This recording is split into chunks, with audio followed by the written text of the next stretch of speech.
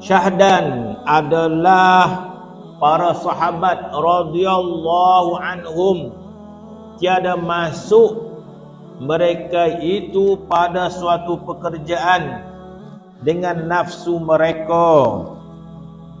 Itu tak ayat tu.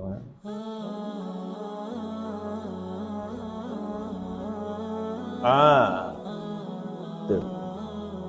Adalah para sahabat radhiyallahu anhum, tiada masuk mereka itu sahabat ataupun orang-orang yang soleh ataupun para aulia.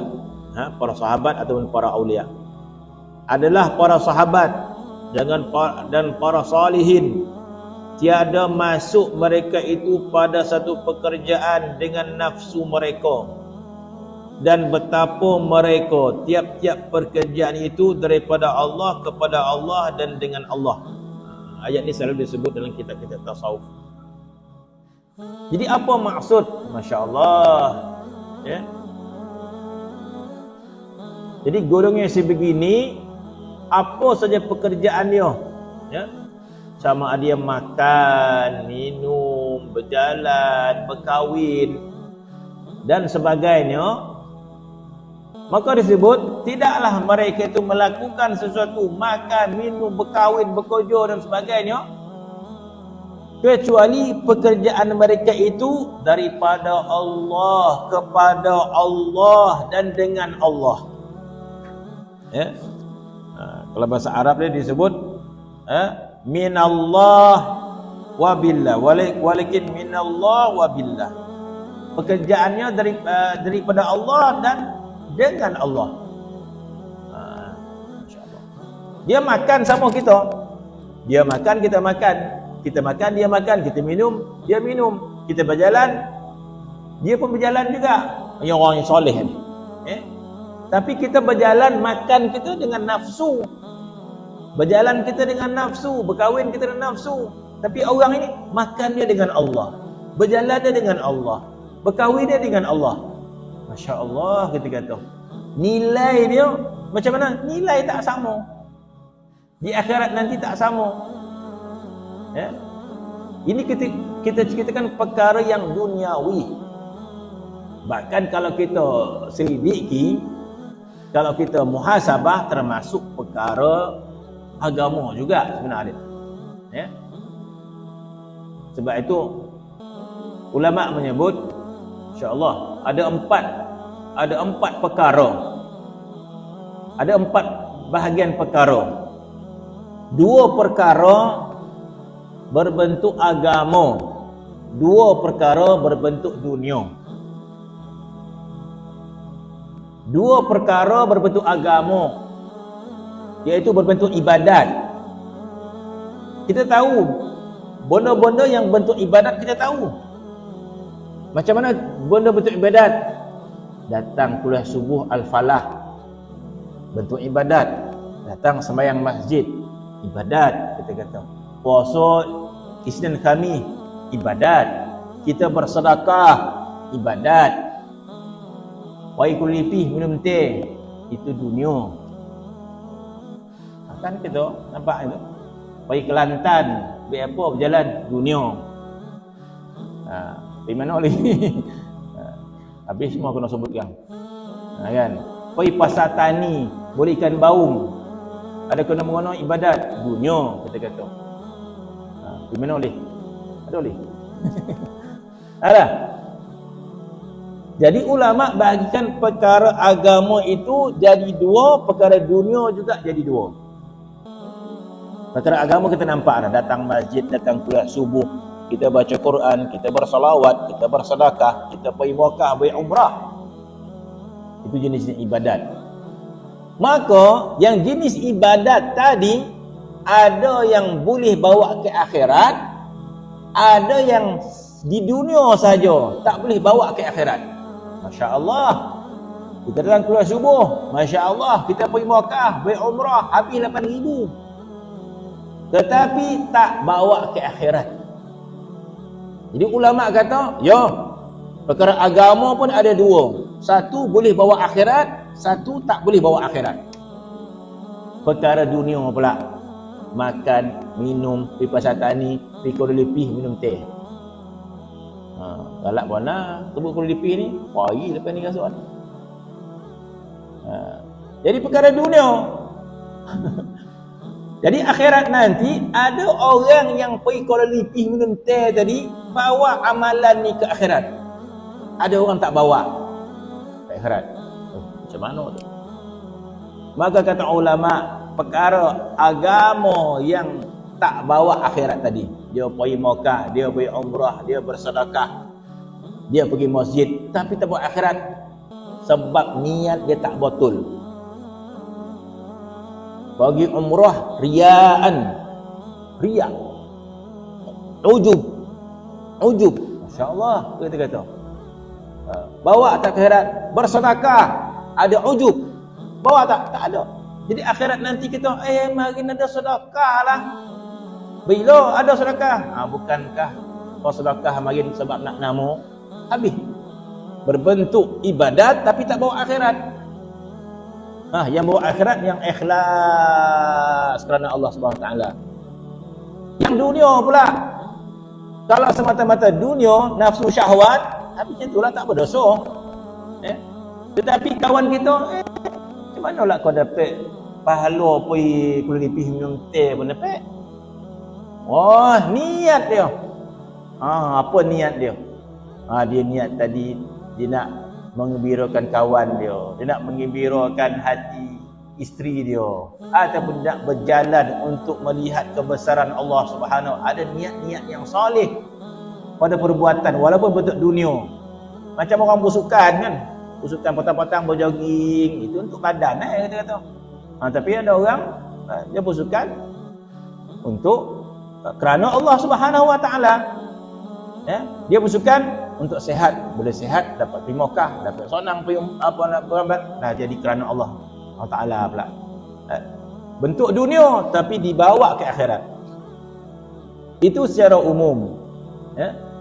Ada lebih khusus lagi, masya-Allah. Lebih tinggi lagi kedudukan, bukan sekadar dapat pahala, maka dikatakan seseorang itu dalam tindak tanduk dia, perbuatan dia, makan minum dia, maka segala perbuatan ni adalah daripada Allah dan dengan Allah. Kita, masya-Allah, segala perbuatan kita dengan diri kita. Kita nak pergi bahau, kita nak pergi makan, kita nak makan sekian, nak makan sekian dan sekian. Insya-Allah ini satu ilmu yang perlu kita pelajari dan untuk kita fahami. Jadi mudah-mudahan Allah Subhanahu Wa Taala memberikan kita kefahaman. Ini disebut dalam kitab. Maka dikatakan syahadat adalah para sahabat dan para salihin itu tidak masuk mereka itu pada satu pekerjaan. Bermaksud tidaklah mereka itu melakukan apa-apa pekerjaan, berjalan, makan, minum, dengan nafsu mereka. Masya-Allah. Ini kita nak ulas sambung yang tadi lah ni. Tetapi mereka itu tiap-tiap pekerjaan mereka itu daripada Allah kepada Allah dan dengan Allah. Apa maksudnya? Maksud dia orang yang hati dia bersama dengan Allah Subhanahu Wa Taala, setiap pekerjaan dia pahala. Setiap pekerjaan dia itu mendapat pahala, kemuliaan daripada Allah Subhanahu Wa Taala. Masya-Allah. Kalau kita ini lalai daripada Allah Subhanahu Wa Taala, hati kita ini sentiasa disubung oleh nafsu syahwat, maka setiap tandukan kita berdasarkan nafsu kita itu, maka tidak dipandang mulia oleh Allah Subhanahu Wa Taala. Orang yang hati dia sentiasa bersama dengan Allah Subhanahu Wa Taala, bukankah selalu kita sebut bahawa setiap tindakan kita ini datangnya daripada Allah Subhanahu Wa Taala. Orang yang bersama dengan Allah Subhanahu Wa Taala, mereka melihat perbuatan Allah kepada diri mereka. Ini adalah adab yang paling sempurna dengan Allah Subhanahu Wa Taala, bahkan satu tuntutan daripada syarak. Bukan tidak dituntut oleh syarak, dituntut oleh syarak. Iaitu Nabi SAW menyebut tidak ada seorang pun dari kamu masuk syurga dengan amal kamu. Bukankah hadis itu dengar? Tidak ada seorang masuk syurga dengan amal dia. Kita beramal sekian datang ke masjid, kita pergi umrah, Nabi kata tidak ada seorang masuk syurga dengan amal dia. Hatta engkau ya Rasulullah, hatta aku. Masya Allah, Nabi beramal qiyamul lail sampai bongkak-bongkak kaki dia. Nabi tak beramal. Hatta aku. Kecuali Allah Subhanahu wa taala merahmati aku. Dan Nabi mengatakan orang masuk syurga adalah dengan rahmat Allah Subhanahu wa taala. Bukan juga maksud hadis itu tak payah beramal. Kenapa tak beramal? Orang tak masuk syurga dengan amal lah, dengan rahmat Allah Ta'ala. Jadi harap rahmat saja pun salah. Hadis itu bermaksud sekiranya Allah Ta'ala ingin merahmati kita untuk masuk syurga Allah Subhanahu Wa Ta'ala, maka diberikan kita hidayat untuk beramal. Jadi bermaksud amal kita ini merupakan rahmat daripada Allah Subhanahu Wa Ta'ala. Tapi kita tak pandang dan kita tak nampak, kita tak sadar dan kita tidak merasai dan kita tidak mengakui. Yang kita rasa kita yang datang ke masjid, yang kita rasa kita orang baca Quran, yang kita rasa kita bersedekah, yang kita rasa kita pergi Mekah, kuih ngumpul duit, kita kata. Yang kita rasa kita sahaja. Bermaksud kita bersama dengan nafsu kita. Kita tak menyedari bahawa semua itu datang daripada Allah SWT. Macam mana nak rasa? Sedangkan hakikatnya sebegitu. Bermaksud hakikatnya segala ketaatan kita ni pemberian daripada Allah. Nabi dah sebut dah.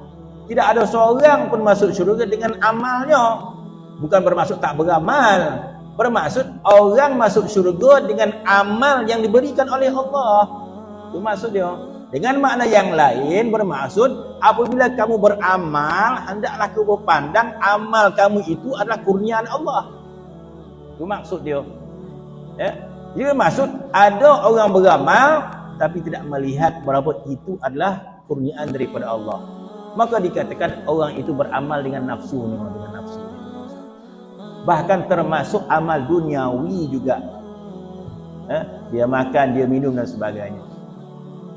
Bagi orang yang melihat bahawa amalnya itu merupakan rahmat daripada Allah Subhanahu Wa Taala, bagaimana nak melihat amal kita itu merupakan daripada Allah apabila hati kita banyak kebersamaan dengan Allah Subhanahu Wa Taala, hati kita banyak bersama dengan Allah, ingat Allah Subhanahu Wa Taala, ingat Allah Subhanahu Wa Taala, barulah kita melihat bahawa segala amal kita itu datangnya daripada Allah. Kita melihat kurniaan Allah kepada kita melihat. Jadi apabila kita beramal, apabila kita datang ke masjid, kita melihat kurniaan Allah kepada kita, hidayat itu kita lihat. Dan kita bersyukur, ya Allah, terima kasih ya Allah, dan kurniakan hidayat melangkah kaki ke masjid. Ada kita rasa macam tu? Tak ada. Kita datang ya, alhamdulillah. Datang di masjid. Kita rasa kita yang datang, kita beramal. Tapi hakikat dia Allah Subhanahu Wa Taala. Maka itu dikatakan amal kita bersama dengan Allah. Sehinggalah perkara-perkara yang lain. Sebabkan hatinya sentiasa mengingati Allah, sentiasa mengingati Allah, sentiasa mengingati Allah, sehingga dia melihat af'al Allah kepada diri dia. Kurnia Allah. Dan kita dah sebut dahulu dah.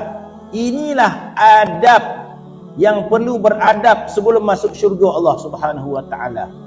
Adab ini kena ada. Jadi menggambar bahawa tidak boleh masuk syurga kecuali kita beradab dengan Allah Subhanahu Wa Taala. Apa adabnya? Iaitu kita merasai, kita mengakui di hadapan Allah bahawa segala ibadat, salat, sedekah, Quran yang kita lakukan dunia semuanya datang daripada Allah Subhanahu Wa Taala, bukan datang daripada kita. Baru kita masuk syurga Allah Subhanahu Wa Taala. Maka disebut dalam kitab bahawa selepas manusia melepasi titian siratul mustaqim, dah lepas titian siratul mustaqim nak menuju ke syurga Allah Subhanahu Wa Taala, maka apa yang perlu kita lakukan? Iqrar kita kepada Allah Subhanahu Wa Taala.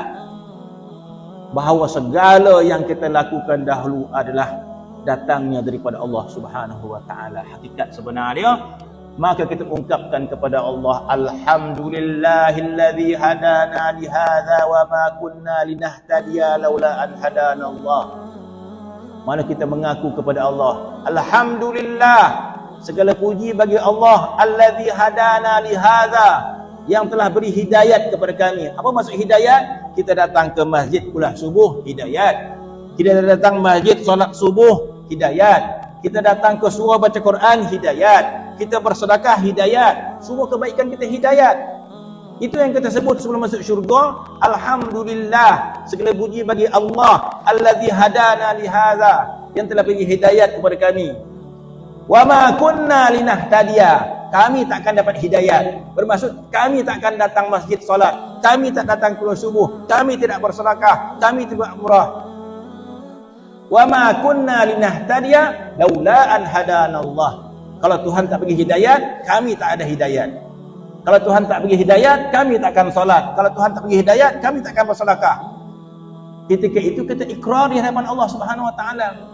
Jadi kenapa kita tidak ikrar sekarang? Kenapa kita tidak ikrar sekarang? Lebih baik kita ikrar sekarang.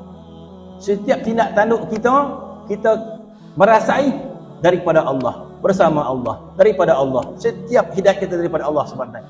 Ini kepada orang yang hati yang tidak lalai daripada Allah Subhanahu wa taala. Bermaksud kita telah beradab dengan Allah di dunia lagi.